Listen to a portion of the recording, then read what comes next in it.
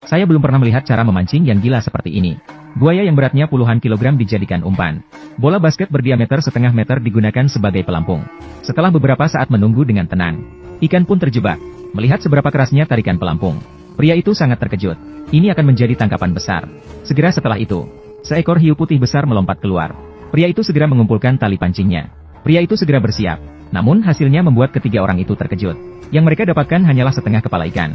Saat mereka masih terkejut, perahu kecil tiba-tiba mulai bergoyang. Segera setelah itu, detik berikutnya, di atas kapal induk di Antartika, juga terjadi kejadian aneh. Sebuah kapal selam nuklir hilang kontak selama 46 jam. Namun ditemukan 5.000 mil laut dari lokasi hilangnya. Dengan kecepatan kapal selam, tidak mungkin melakukan perjalanan sejauh itu dalam waktu singkat. Untuk mencari tahu kebenarannya, para prajurit memaksa masuk. Setelah masuk ke dalam kapal selam, kejadian yang lebih aneh terjadi. Kapal selam yang begitu besar ternyata kosong tanpa seorang pun. Dan tidak ada tanda-tanda kekacauan. Ratusan orang seakan menghilang begitu saja. Setelah melakukan pencarian, mereka menemukan sistem listrik mengalami gangguan serius. Seperti terkena petir. Profesor White melihat kejadian ini, dan tidak merasa terkejut. Ya, saya sudah memperkirakannya. Maka militer mengirimkan kapal selam penjelajah untuk menyelidiki area laut yang terjadi kejadian. Karakter utama, Kelly, sebagai ahli biologi laut, beruntung dipilih untuk mengemudikan kapal selam. Saat kapal selam terus menyelam dengan cepat, dalam sekejap sudah mencapai 1.500 meter. Berbagai makhluk laut dalam muncul di depan mata. Melanjutkan penyelaman hingga 3.000 meter. Sudah sampai di dasar laut. Di sini terdapat gunung berapi aktif. Sekelilingnya penuh dengan pemandangan yang hidup dan makmur. Karena kebiasaan profesional, Carey sementara lupa akan tugasnya. Tak tahan untuk membuat catatan. Saat itu, tiba-tiba ada cahaya biru di sebelahnya. Kemudian, terdengar suara desingan yang mengikuti. Saat dia melihat keluar dengan rasa ingin tahu, sebuah makhluk bercahaya biru melintas dengan cepat. Carey segera bertanya apakah ada yang aneh. Namun ruang pengamatan mengatakan semuanya normal. Carey memaksa diri untuk tetap tenang. Dia melanjutkan pencarian dengan mengemudikan kapal selam. Namun, adegan yang lebih mengejutkan muncul. Tiba-tiba muncul lubang besar yang dalam di depannya. Pemandangan lubang gelap itu membuatnya merinding. Digerakkan oleh rasa ingin tahu, Carey ingin menyelam ke dalam untuk mencari tahu. Namun, pada saat itu juga, alat pengukur kedalaman tiba-tiba bergerak naik turun. Seperti ada sesuatu yang menggerak-gerakkan kapal selam. Perhatian, ada sesuatu yang datang mendekat. Setelah suara menusuk telinga. Langsung setelah itu, sistem listrik di dalam kapal selam mati total. Ruang pengamatan juga kehilangan kontak. Saat Kelly bingung, diiringi dengan suara desisan, kapal selam terbalik oleh kekuatan besar. Langsung kemudian cahaya biru muncul lagi.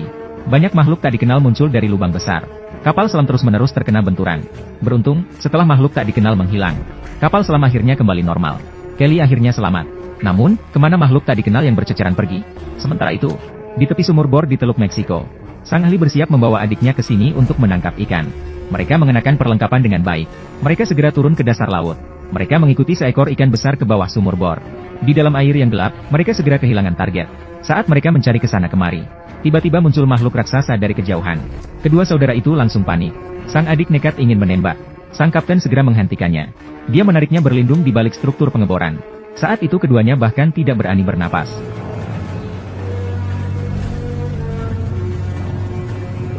Sang adik benar-benar nekat.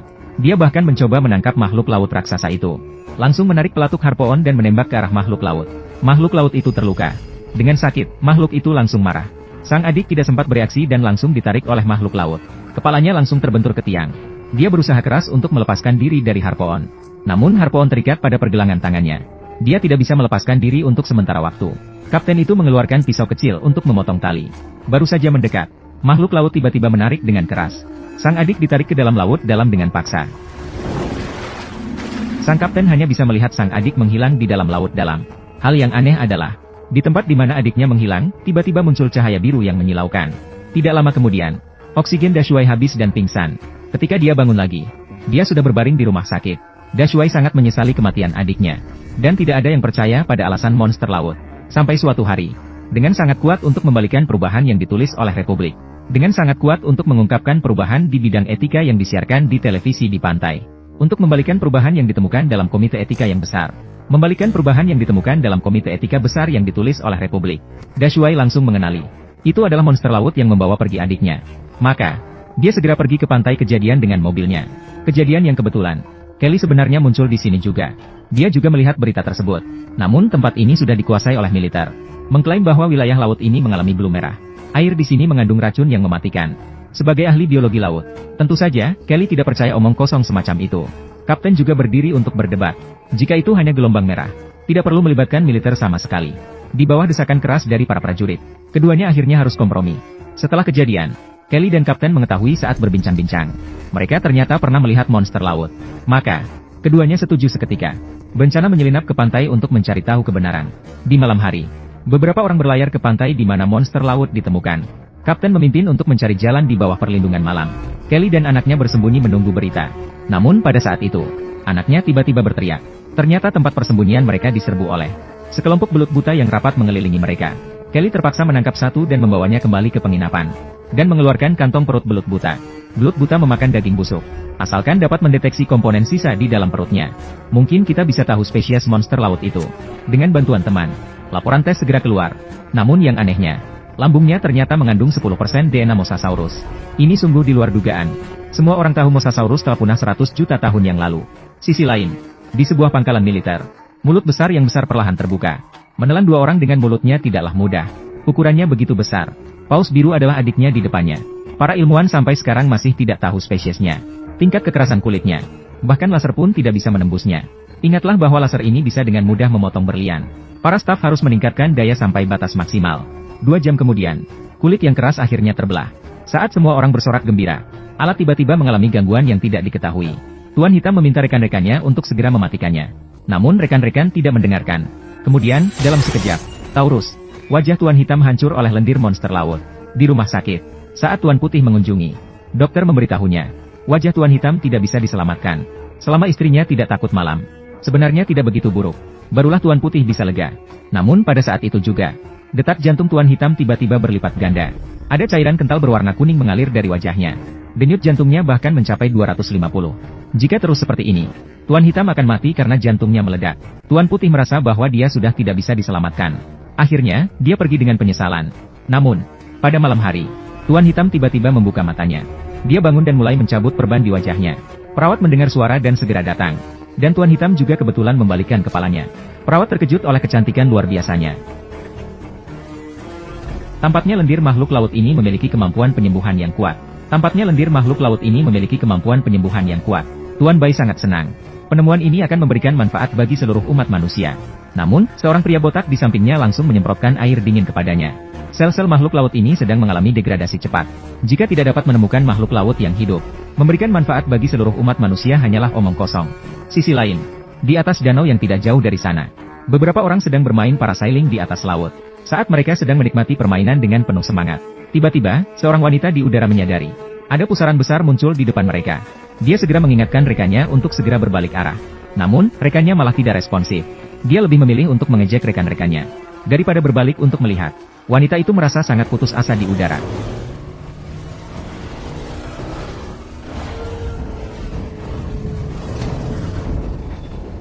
Akhirnya, dia juga terseret ke dalam pusaran oleh dua orang yang tidak bertanggung jawab.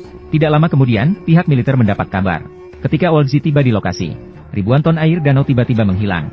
Hanya meninggalkan lubang dalam yang memancarkan uap panas di tengahnya. Setelah penyelidikan oleh robot penjelajah, ditemukan bahwa gua ini menuju ke pusat bumi. Saat robot mulai meleleh, beberapa gambaran dikirim kembali. Monster sebenarnya berenang di lava. Mengapa mereka tidak terbakar di suhu tinggi? Mungkin itu adalah rumah mereka. Apakah kamu mengatakan bahwa mereka terbiasa dengan suhu tinggi? Pak Bai menebak. Mungkin ini bukan makhluk mutan, tetapi mungkin selalu hidup di dalam bumi. Untuk menguji hipotesis ini, Pak Bai mengoleskan lendir monster laut di telapak tangannya. Kemudian dia meletakkan tangan di atas api 3000 derajat. Tangan yang seharusnya terbakar menjadi arang. Namun tetap utuh. Hanya karena dilindungi oleh lendir monster laut. Inilah alasan mengapa monster laut tahan terhadap suhu tinggi. Pak Bai melaporkan hal monster laut kepada anggota parlemen. Dia meminta seseorang membawa sebuah kotak. Di dalamnya terdapat sebatang gigi raksasa. Jenis gigi ini tidak ada dalam catatan fosil. Seperti muncul dari udara. Setelah penelitian, pemilik gigi ini bisa mencapai panjang tubuh 60 meter. Paus biru adalah adiknya. Dan makhluk ini tidak pemilih makanan. Makanlah apapun yang Anda temui. Saat ini ada 49 catatan pengamatan di seluruh dunia. Setiap kali makhluk ini lewat, itu adalah pemandangan yang mengerikan. Anggota parlemen yang menyadari keparahan situasi, memutuskan untuk meminta Pak Bai untuk menyelidiki makhluk yang tidak dikenal dengan sepenuh tenaga. Wanita itu sedang menikmati berjemur dengan santai. Pada saat itu, anak perempuan datang dan meminta untuk makan burung pencuri kukus. Ibu mengatakan bahwa kukus tidak enak. Anak perempuan tidak setuju, karena dia sudah menyiapkan bahan makanan. Ibu memintanya untuk segera membuangnya. Dan bertanya di mana dia mengambilnya. Ibu melihat ke arah yang ditunjuk oleh jari anak perempuan. Ibu terkejut. Mereka melihat banyak burung pencuri di tepi pantai. Tak ada habisnya. Carrie, seorang ahli kelautan yang bekerja paruh waktu di restoran cepat saji, tanpa sengaja menemukan burung pencuri di sini. Ternyata semuanya berasal dari tepi pantai. Indra penciuman profesional yang tajam memberitahunya. Seharusnya ada banyak predator di laut, sehingga cumi-cumi terdampar di pantai. Ya. Carrie menemukan temannya. Bersiap untuk menyelidiki petunjuk bersama. Tak lama kemudian, mereka menemukan situasi. Di depan, terapung beberapa mayat paus di permukaan laut. Mayat-mayat itu penuh dengan gigitan. Saat itulah, teman melihat ombak tiba-tiba muncul di kejauhan. Kemudian, bayangan besar melintas dengan cepat. Carrie segera mendorong temannya untuk mengejar dengan perahu. Percepatan maksimum kapal motor. Akhirnya berhasil mengejar monster laut. Carrie membuka kamera untuk merekam bukti. Namun tiba-tiba, sonar menunjukkan monster laut berbalik dan menuju mereka. Hal ini membuat mereka ketakutan. Teman segera mematikan mesin. Berharap monster laut akan membiarkan mereka hidup. Tiba-tiba cahaya biru muncul di permukaan air di depan. Kemudian terdengar suara raungan.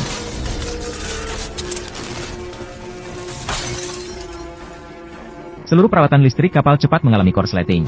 Setelah diperiksa oleh teman, mereka mengetahui mesin masih dalam kondisi baik. Hanya baling-baling yang mengalami sedikit masalah. Carrie dengan berani turun ke laut untuk memperbaiki. Namun dia benar-benar meremehkan kecerdasan monster laut. Monster itu tidak pergi, tetapi terus mengelilingi kapal. Carrie segera muncul ke permukaan air. Dia meminta temannya membawa senapan ikan yang dilengkapi dengan pelacak. Asalkan mengenai monster laut, mereka dapat melacak gerak-gerik monster laut. Carrie mengangkat senjata dan menahan napas, menunggu monster laut mendekatinya. Ketika monster laut berada di posisi terbaik, Carrie langsung mengenai sasaran dengan satu tembakan. Monster laut berenang menuju laut dalam. Monster itu tidak tertarik pada wanita yang berbadan baik. Setelah kembali ke kapal, alat segera melacak gerak-gerik monster laut. Yang membuat mereka terkejut adalah, monster laut ternyata bergerak dengan kecepatan 190 knot per jam. Gangguan lebih cepat dari kereta api harmoni sedikit. Sementara itu, beberapa anak nakal tidak tidur di tengah malam. Berselancar di laut. Xiao Qiang tidak bisa menahan diri dan terbawa ombak ke laut. Saat dia hendak berteriak minta tolong, tiba-tiba menyadari, ada makhluk tak dikenal di pelampung jauh. Dia pikir matanya bermasalah. Setelah diperhatikan lebih seksama, makhluk tak dikenal itu sudah melompat ke laut. Xiao Qiang segera berenang ke papan selancar, siap untuk melihat dengan seksama. Tanpa dia sadari, monster laut sudah berada di belakangnya. Xiao Qiang tiba-tiba berbalik. Monster laut menghilang lagi. Dia berenang dengan gila ke tepi pantai. Ternyata dia bertabrakan langsung dengan monster laut. Xiao Qiang hampir pingsan karena ketakutan. Untungnya, monster laut hanya penasaran dengan Xiao Qiang dan tidak melukainya. Setelah kembali ke rumah, Xiao Qiang menjadi tertarik pada monster laut.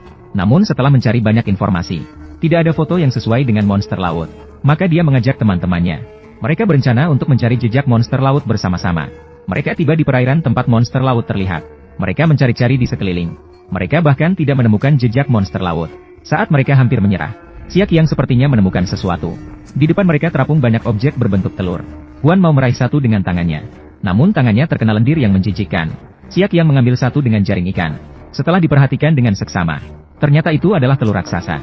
Mereka membawa telur itu pulang.